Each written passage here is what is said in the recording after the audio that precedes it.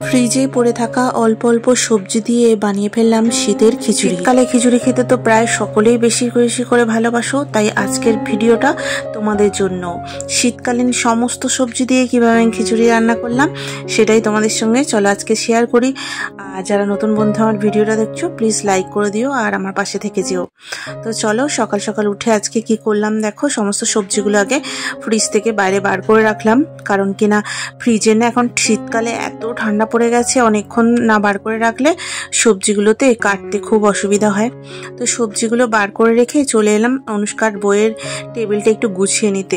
সকালে যেহেতু স্কুলে গেছে, যে কটা বই দরকার নিয়েছে আর যে কটা বই দরকার নয় সেগুলো কিন্তু ওর তাকে রাখতে ভুলেই গেছে। তো চলো সেগুলোকেই সুন্দর করে গুছিয়ে নিই। আর যেদিন থেকে এই তাকটা এসেছে না সেদিন থেকে খুব একটা সুবিধা হয়েছে অনুষ্কার। ও এখানে খাটে বসে পড়াশোনা করে আর সামনে এটাকে টেনে নিয়ে আসে, আর সেখান থেকে যে কটা বই দরকার নিয়ে নেয়, আবার পড়ে নিয়ে আবার ওর মধ্যে রেখে দেয়। যেহেতু সকালে কালকে বইটা গোছানো ছিল না, সকালে গিয়েছে তো কয়েকটা বই একটু পড়েছিল সেগুলোকেই তুলে রাখলাম।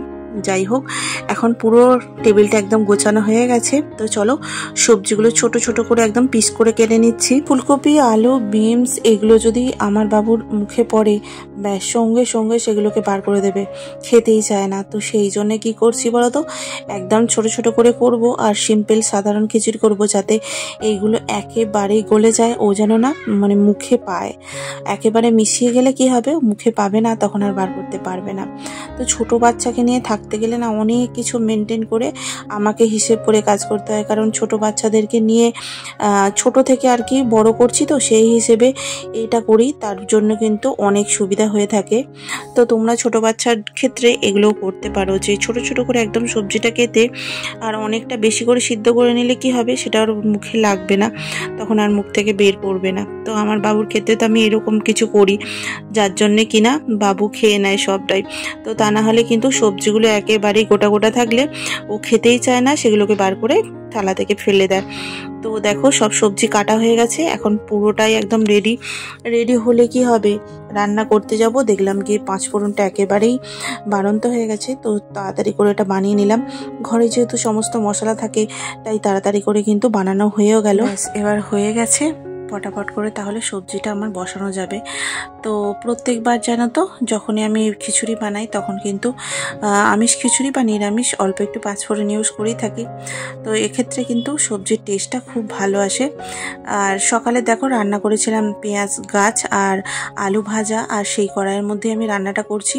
তো তোমরা কিছু মনে করো না, কারণ একটা কড়ার মধ্যেই করে নেওয়ার চেষ্টা করছি দুটো সবজি। তো তেজপাতা পাঁচফোড়ন দেওয়ার পরে দিয়ে দিয়েছি একটা এলাচ, আর যেহেতু আমি আদা রসুন ইউজ করছি না সেই জন্য একটু এলাচ দিয়েছি, সুন্দর সেন্ট আসবে সবজিটায় ওই জন্য। তো দেখো দিয়ে দিচ্ছি এখন সবজিটাকে হালকা একটু নাড়িয়ে চাড়িয়ে কষিয়ে নেওয়ার পরে ডাল আর চালটা ধুয়ে নিয়েছি। এখানে আমি ইউজ করছি মুগ ডাল মুসুর ডাল দুটোই। এবার বলবে নিরামিষ খিচুড়িতে মুগ ডাল মুসুর ডাল, তো মুসুর ডালটা কি বলতো দেয়াই যায়, মুসুর ডাল খাওয়া যায়, তো সেই জন্য দিলাম। আর এটা যেহেতু একদমই নিরামিষ দিনের নয় বা পুজোর খিচুড়ি নয়, সেই জন্য আমি মুগ ডালটা আর মুসুর ডাল দুটোই মিক্স করে দিয়েছি, এতে কিন্তু সবজির টেস্টটা আরও বেশি ভালো হয়। তো সবজিটাকে একটু কষিয়ে নেওয়ার পর ওর মধ্যে দিয়ে দিলাম নুন, হলুদ, অল্প একটু লঙ্কার গুঁড়ো, আর হলুদের পরিমাণটা সামান্য দিয়েছি কারণ আমি বেশি একটা হলুদ দিতে চাইছি। সবজিগুলোকে হালকা একটু ভেজে নেওয়ার পর ওর মধ্যে দিয়ে দিলাম অল্প একটু আদা জিরে বাটা। আর আদা জিরে বাটাটা কি বলতো দিলে সবজিটার আরও একটু ভালো একটা সেন্ট আসে, আর সেখান থেকে খিচুড়িতেও কিন্তু আরও ভালো একটু সুগন্ধ আসবে। এরপরে ধুয়ে রাখা চাল ডালটা দিয়ে হালকা করে নাড়িয়ে চাড়িয়ে একটু গোল্ডেন করে ভেজে নিয়ে আমি প্রেসার কুকারে ট্রান্সফার করে দিলাম, কারণ আমি পুরো সবজিটাই কিন্তু প্রেসার কুকারে করব, কারণ আমার কাছে হাতে অতটা সময় ছিল না যে কড়াই দিয়ে অনেকটাক্ষণ ধরে সেদ্ধ করব। এখানে আমি 5টা মতো সিটি দিয়ে বসিয়ে রেখে দিচ্ছি, কারণ আমাকে বাবুকে আনতে যেতে হবে, তার জন্য আমাকে ঘরটাকে পুরো ক্লিন করতে হবে। তো তার জন্য দেখো ফটাফট করে আমি কিন্তু সিটিটা মেরে নিয়ে রেখে দিয়েছি সাইডে। এখন গ্যাসটাকে পুরো সম্পূর্ণ মুছে নিচ্ছি। আর প্রত্যেকবার দেখবে আমি যখনই মুছি আমাকে দেখবে স্কচ ব্রাইটে করে অল্প একটু ভিম জেল নিয়ে পুরো গ্যাস স্টোভটাকে একদম পুরো করে নিই, তারপরে কিন্তু কাপড় দিয়ে সুন্দর করে মুছে নিই। আর প্রত্যেক দিনের কাজের মধ্যে আমার কিন্তু এই তেলের জার আর নুনের জারটাকে প্রত্যেক দিন আমি কিন্তু সমানভাবে পরিষ্কার করে নিই, কারণ তা না হলে কিন্তু দুটো জারই একেবারে নোংরা হয়ে যাবে আর তখন তাতে হাত দিতেও ইচ্ছা করবে না। তো প্রত্যেক দিন এইভাবে ছোট ছোট করে কাজগুলোকে করে নেবে, তাহলে অতটা আর কি নোংরা হয় না তেলের জার বা নুনের জার। তো এখানে দেখো আমি কড়া বাসন যা কটা নোংরা হয়েছিল ধুয়ে নিলাম। আর যেহেতু ভাত হয়নি তাই জন্য কিন্তু ডেস্কিটাও আমার কিন্তু ইউজ হয়নি, তাই ওটাকে সুন্দর করে মেজে ধুয়ে রেখে দিলাম। তো তাড়াতাড়ি করে কাজ করছি যাতে স্নানটা সেরে নিয়ে বাবুকে আনতে যাই। তো প্রত্যেকদিন তোমরা দেখো যে 11টার সময় বাবুকে আনতে যাই, তো তার আগে কিন্তু এতগুলো কাজ আমাকে করতে হয়, তবে কিন্তু যেতে পারি।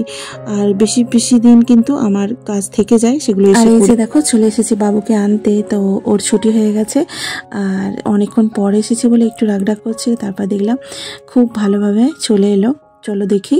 আমি এটাকে না কাঠের ওপরে রেখেছিলাম যাতে খাওয়ার সময় আর কি গরমটা থাকে। আর গরম গরম খিচুড়ি বন্ধ করে গিয়েছিলাম, এসে খুলতেই একেবারে খিচুড়ির গন্ধে পুরো ঘরটা একদম মোমো করছে। এতটা পরিমাণে স্বাদ হয়েছিল খিচুড়িটার যে তোমাদেরকে কি বলবো, ভীষণ ভালো লেগেছে। তোমরা অবশ্যই একবার ট্রাই করো আর খেয়ে আমাকে অবশ্যই জানিও কেমন হয়েছিল খিচুড়িটা।